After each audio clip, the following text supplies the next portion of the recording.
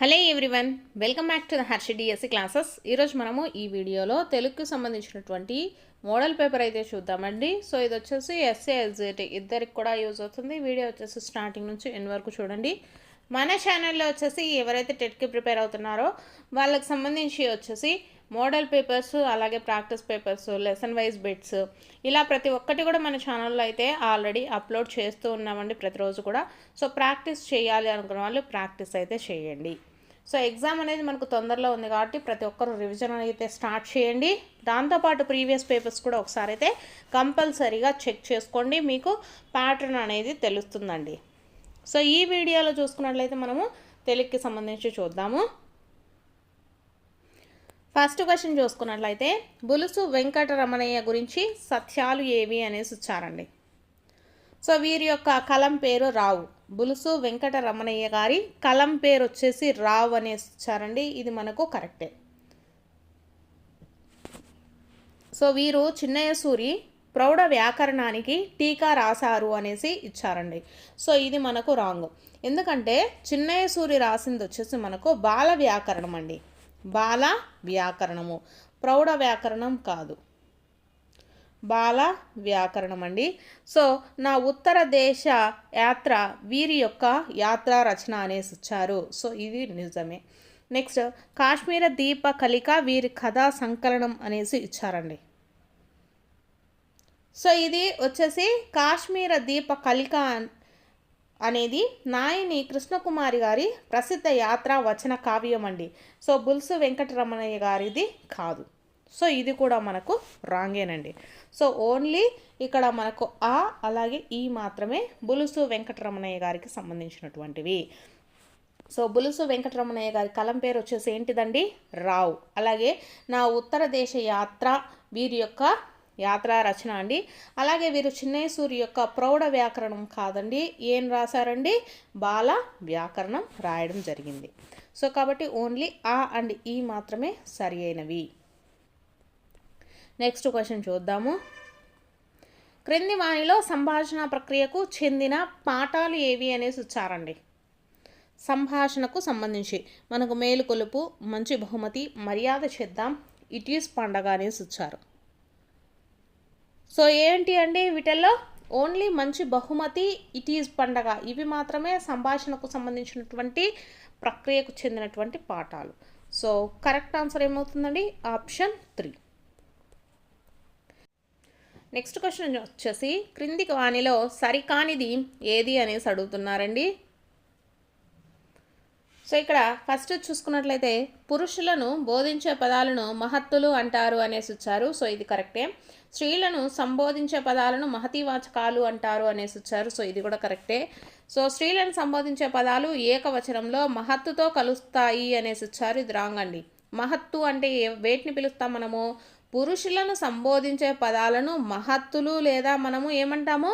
మహత్వాచకాలు అనేసి కూడా అంటామండి. గుర్తుపెట్టుకోండి, ఇక్కడ మహద్వాచకం అన్నా మహత్తులు అన్నా రెండు కూడా మనకు సేమేనండి, రెండు కూడా ఒకటే. పురుషులను బోధించే పదాలను ఏమంటాము? మహత్తులు లేదా మహద్వాచకాలు అంటారండి. అలాగే స్త్రీలను సంబోధించే పదాలను వచ్చేసి మనము మహతీవాచకాలు లేదా అమహత్తులు అంటారండి. ఏమంటారు? అమహత్తులు అంటారు. ఇక్కడ మీరు చూడండి, పురుషులను సంబోధించే పదాలను ఏమంటాము? మహత్తులు అంటాము. అదే స్త్రీలను అహమత్తులు అండి, ఆ అనేది యాడ్ అవుతుంది, అహమత్తులు అనేసి చెప్తాము. గుర్తుపెట్టుకోండి. సో థర్డ్ వన్ ఏమి ఇచ్చారు? స్త్రీలను సంబోధించే పదాలను ఏకవచనంలో మహత్తుతో చేరతాయి అనేసి ఇచ్చారండి. మహత్తు కాదు, అమహత్తుతో చేరతాయి. ఎందుకు? స్త్రీలను సంబోధిస్తాయి కాబట్టి. సో ఇక్కడ మహత్తులు అంటే ఏంటివి? పురుషులను సంబోధించే పదాల కిందికి వెళ్తాయండి. సో కాబట్టి ఇది మనకు రాంగ్. సరికానిది వచ్చేసి ఏమవుతుందండి? ఆప్షన్ 3 అవుతుందండి.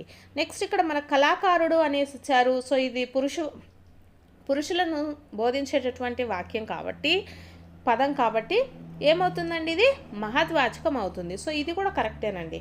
సో ఇదొక్కటే మనకు రాంగ్ ఇచ్చారు కాబట్టి సో ఇక్కడ సరికానిది వచ్చేసి ఆప్షన్ 3 అవుతుంది. నెక్స్ట్ క్వశ్చన్ చూసుకున్నట్లయితే భాషాభిరుచి ఇతివృత్తంగా కలిగిన పాఠ్యాంశాలు ఏవి అనేసి ఇచ్చారండి.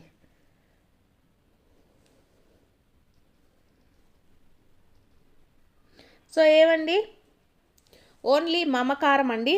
మమకారము అలాగే భువన విజయము ఈ రెండు కూడా భాషాభిరుచి ఇతివృత్తంగా కలిగినటువంటి పాఠ్యాంశాలు. సో కరెక్ట్ ఆన్సర్ ఏమవుతుంది? ఆప్షన్ 2. నెక్స్ట్ కదండి,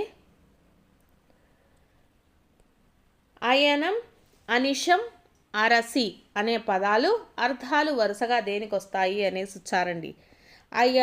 అయనం అంటే ఏంటిదండి? గమనము. అనిమిషం అంటే ఎల్లప్పుడూ. అరసి అంటే విచారించడం అండి. సో కరెక్ట్ ఆన్సర్ ఏమవుతుంది? ఆప్షన్ 4. అర్థాలు కూడా చూడండి, మనకు ఒక అర్థం ఇచ్చి ఒకటి ఇచ్చేవారు ఇంతకుముందు, ఇప్పుడు మనకు 3 అర్థాలు ఒకే క్వశ్చన్లో ఇవ్వడం జరుగుతుంది. సో క్వశ్చన్ అనేది అప్లికేషన్ టైప్స్ ఎక్కువగా మనకు టైం టేకింగ్ ప్రాసెస్ ఎక్కువగా ఉందండి.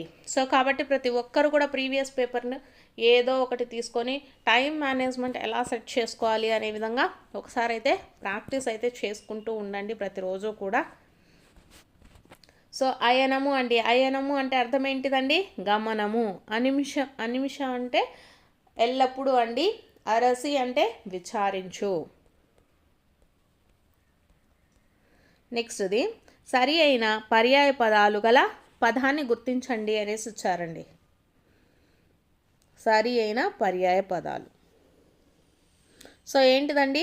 దెండెము అండి. దెండెము అంటే హృదయము, ఉల్లము అండి. దెండెము అంటే హృదయము, ఉల్లము పర్యాయ పదాలు కరెక్ట్ కలిగినటువంటివండి. సో కాబట్టి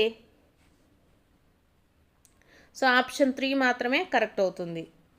నెక్స్ట్,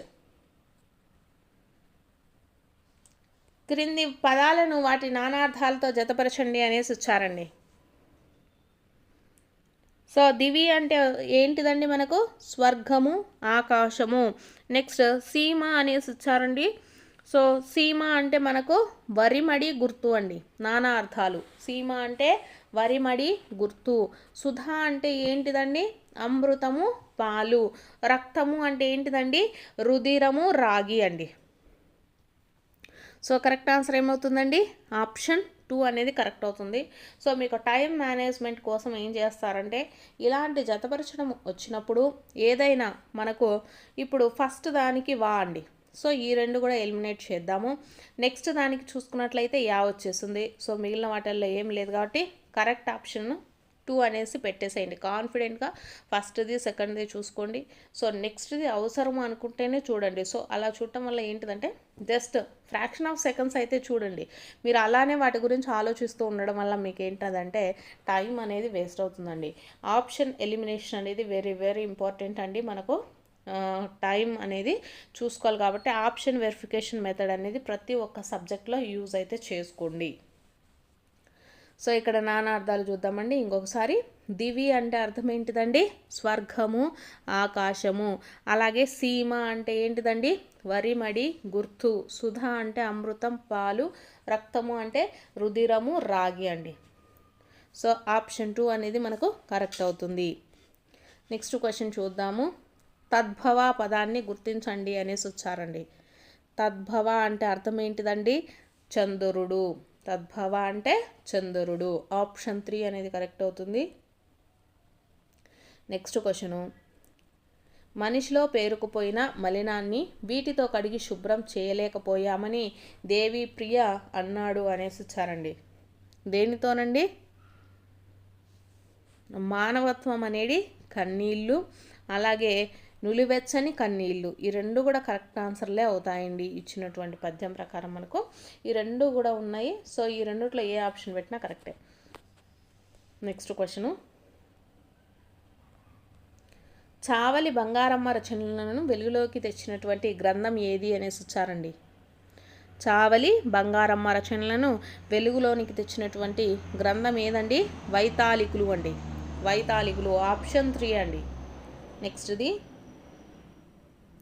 బెల్లం కొట్టిన రాయి దీనికి సరిపడు సంస్కృత న్యాయం ఏది అనేసి ఇచ్చారండి. సో ఏమంటామండి? బెల్లం కొట్టిన రాయిని గుడోపల న్యాయం అంటాము. చాలాసార్లు కూడా మనకు రిపీట్ అయినటువంటి క్వశ్చన్ అండి. బెల్లం కొట్టిన రాయి అంటే గుడోపల న్యాయము. నెక్స్ట్, ప్రథమ పురుష ఛేదార్థక ఏకవచనంలో ఉన్న వాక్యం ఏది అనేసి ఇచ్చారండి.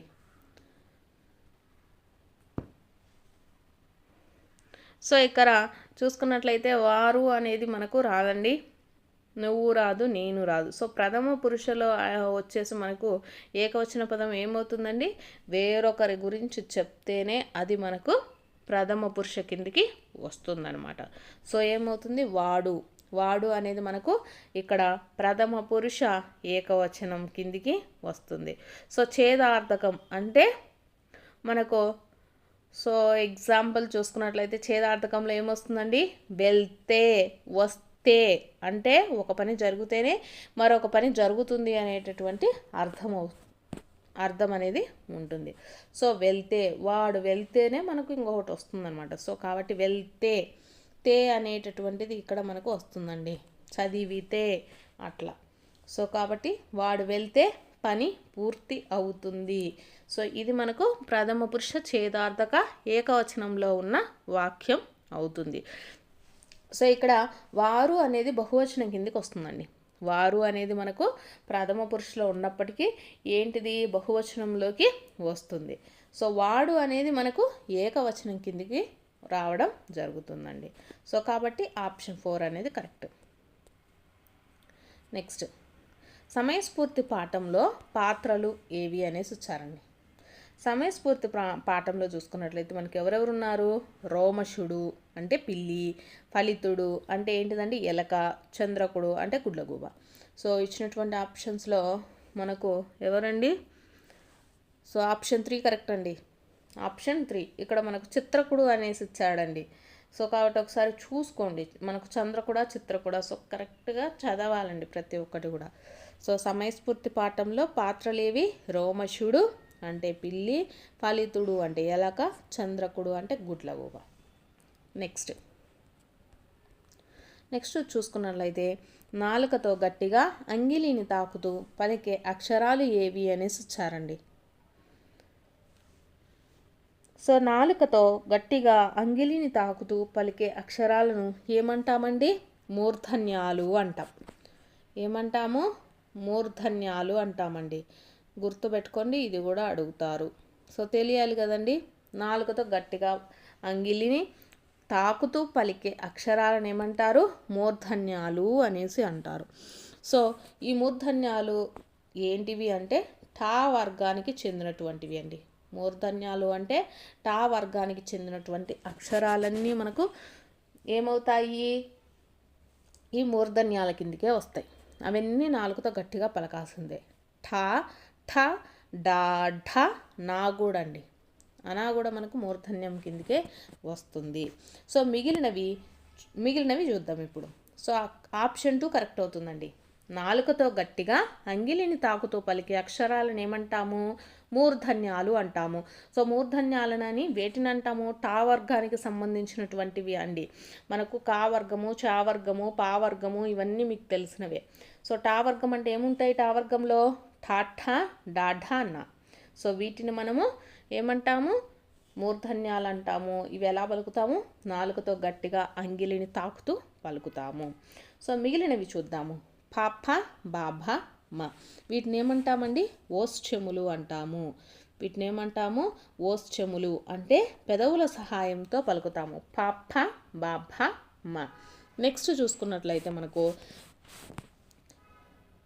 తా, ధ, ద, ధ అని ఇచ్చారండి. సో వీటిని ఏమంటాము, దంత్యాలు అంటారు. ఏమంటారు, దంత్యములు అంటారండి. సో దంతాల సహాయంతో పలుకుతాము కాబట్టి తా వర్గానికి సంబంధించినటువంటి వాటిని థా, థ, దా, ధ అండి, దంత్యములు అంటారు. దంతాల సహాయంతో మనము పలుకుతాము. నెక్స్ట్ ఖాఖ, గాఘ అనేసి ఇచ్చారండి. సో వీటిని ఏమంటాము, కంఠ్యములు అంటాం. వీటిని ఏమంటాము, కంఠ్యములు అంటామండి. సో కంఠము నుండి పలికేవన్నమాట. ఖాఖ, గాఘ వీటిని కంఠ్యములు అంటాము, కంఠము నుండి పలికేవి. నెక్స్ట్ పద్యపాదాలని సరైన క్రమంలో అమర్చండి అనేసి ఇవ్వడం జరిగిందండి. సో ఫస్ట్ది మొదలు చూచిన కడుగొప్ప పిదప కురచ. నెక్స్ట్ చూసుకుంటే అది కొంచెము తర్వాత నదిక మగుచు అనేది వస్తుంది. నెక్స్ట్ తనరు దినపూర్వ పరభాగ జనితమైన ఛాయాపోలిక కుజన సజ్జనుల మైత్రి అనేసి ఉంది. సో కాబట్టి ఫస్ట్ది చూసుకున్నట్లయితే మనకు ఈ అనేది వస్తుంది. సో థర్డ్ ఆప్షన్ కరెక్ట్ అండి. సో పద్యపాదం ఏమవుతుంది? మొదలు చూచిన కడుగొప్ప పిదప రుచా. నెక్స్ట్ది ఆది కొంచెము తర్వాత నదికమగుచు తనరు దినపూర్వ పరభాగ జనితమైన ఛాయాపోలిక కుజన సజ్జనుల మైత్రి.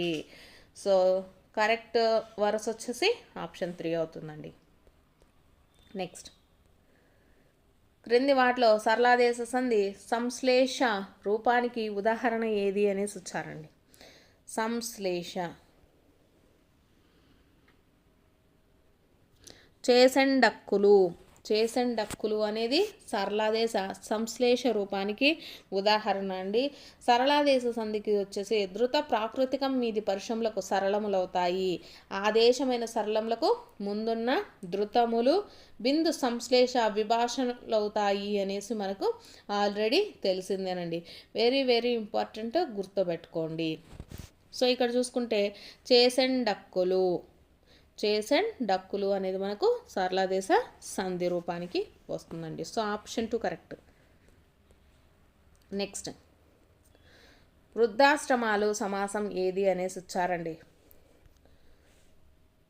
వృద్ధుల కొరకు ఆశ్రమాలు, వృద్ధుల కొరకు ఆశ్రమాలు అండి. వృద్ధాశ్రమం అంటే వృద్ధుల కొరకు ఆశ్రమం. సో ఏమవుతుందండి? ఇది కొరకు వచ్చింది. కొరకు అంటే మనకు కొరకొనకై ఏ విభక్తి అండి? చతుర్థి విభక్తి. సో చతుర్థి తత్పురుష సమాసం అవుతుంది. సో ఆప్షన్ 4 అనేది మనకు కరెక్ట్ అవుతుందండి. నెక్స్ట్ అడుగులు తడబడ బుడతడు నడిచేను వాక్యంలోని అలంకారము అనేసి ఇచ్చారు. సో ఇక్కడ చూసుకున్నట్లయితే మనకు డా అనే అక్షరం, ఇక్కడ డు డా డా, అలాగే డా డు డి ఇలా ఇచ్చినటువంటి వాక్యంలో మనకు ఒక అక్షరం అనేది అనేక సార్లు పునరావృతమైతే దాన్ని ఏమంటామండి? వృత్యానుప్రాస అలంకారము అనేసి అంటారు. సో మీ అందరికీ తెలిసిందే. సో ఆప్షన్ 1 కరెక్ట్ అండి. నెక్స్ట్ చూసుకున్నట్లయితే బాలచంద్రునితో యుద్ధానికి పోవద్దు అని చెప్పిన వారు ఎవరు? సో ఎవరండి చెప్పింది యుద్ధానికి పోవద్దని? ఐతమ్మ చెప్పిందండి, ఐతమ్మ. So option 4 correct. బాలచంద్రుని ప్రతిజ్ఞ ఉంది కదా, సో దాంట్లో బాలచంద్రునితో యుద్ధానికి పోవద్దని చెప్పింది ఎవరు? ఐతమ్మ. నెక్స్ట్ది సౌజన్య తెలివైనది, అందమైనది. కమల పరీక్షలు రాసి ఊరికి వెళ్ళింది. పై వాక్యాలు ఏంటివి అనేసి వచ్చారండి. సో ఫస్ట్ దాంట్లో చూసుకున్నట్లయితే మీకు ఫస్ట్ది ఏమవుతుందండి? సౌజన్య తెలివైనది, అందమైనది. ఇక్కడ మనకు 2 లేదా అంతకంటే ఎక్కువ సమప్రాధాన్యం కలిగినటువంటి సామాన్య వాక్యాలు ఒకే వాక్యంగా ఏర్పడితే దాన్ని ఏమంటామండి? సంయుక్త వాక్యము అంటాం. ఏమంటాము? సంయుక్త వాక్యము. ఇక్కడ 2 లేదా అంతకన్నా అంటే తెలివైనది, అందమైనది ఇవి కూడా మనకు 2 సమప్రాధాన్యమైనటువంటి వాక్యాలే కలిసి ఒకే వాక్యంగా ఏర్పడితే ఏమంటాం? దాన్ని సంయుక్త వాక్యము అంటాము. నెక్స్ట్ కింద చూసుకున్నట్లయితే ఒక సమాపక క్రియ అంతకంటే ఎక్కువ అసమాపక క్రియలు ఉన్నట్లయితే దాన్ని ఏమంటాము? సంశ్లిష్ట వాక్యం అంటామండి.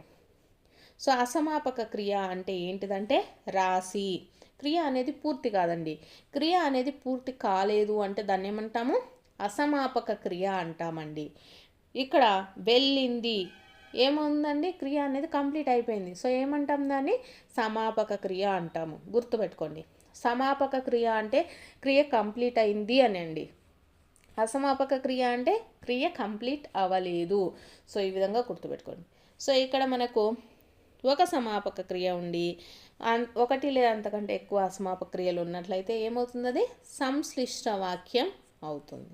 సో ఆప్షన్ 3 అనేది మనకు కరెక్ట్ అవుతుందండి. సో ఇవి వచ్చేసి మనకు తెలుగుకి సంబంధించినటువంటి ప్రాక్టీస్ బిట్స్. మీకు కనుక వీడియో నచ్చితే తప్పకుండా లైక్ చేయండి, అలాగే సబ్స్క్రైబ్ కూడా చేసుకోండి.